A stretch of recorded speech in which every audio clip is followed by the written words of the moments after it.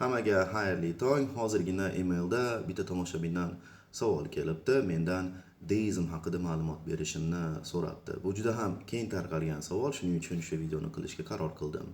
Xullas, deizm bu 17-18-asrlarda paydo bo'lgan, ma'rifatchilik davrida paydo bo'lgan falsafiy e'tiqod tizimi. Bu tizim Xudo emas, yaratuvchi deb atalgan bir kuch butun borliqni yaratgan, lekin ushbu borliqdan ajralib turadi degan g'oyaga asoslangan. Deizmga ko'ra ushbu yaratuvchi tabiat qonunlarini va kosmosni dastlabki shartlarini o'rnatgan, lekin uning kundalik faoliyatiga umuman aralashmaydi. Ya'ni odatda deistlar yaratuvchi deganda ushbu boshlang'ich turtki kuchni nazarda tutadi xolos.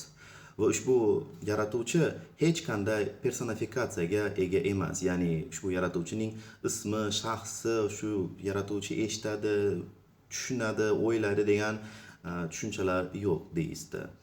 Deistlar odatda barcha dinlarni rad etadi va deistlar uchun mo'jiza, sehr, jin, ushbu narsalar, xullas g'ayritabiiy narsalar mavjud emas. Deistlarning butun hayot faoliyati shu ilm fanga asoslangan bo'ladi.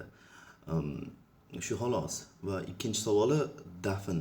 Shu xullas qana dafn qilinadi ateistlar va deistlar. Hech qanaqa qoida yo'q. Qanday xohlasangiz shunday dafn qilinasiz. Misol uchun Yevropalarda ko'pchilik odamlar shu men o'lganimda meni yoqib yubor deyishadi. Shu krematsiya deb ataladi. Shu krematsiya qilinadi. Shu o'z bilasiz. Xohlasangiz quyoshga qo'yib qo'ysan o'ligingizni. O'ziga bog'liq.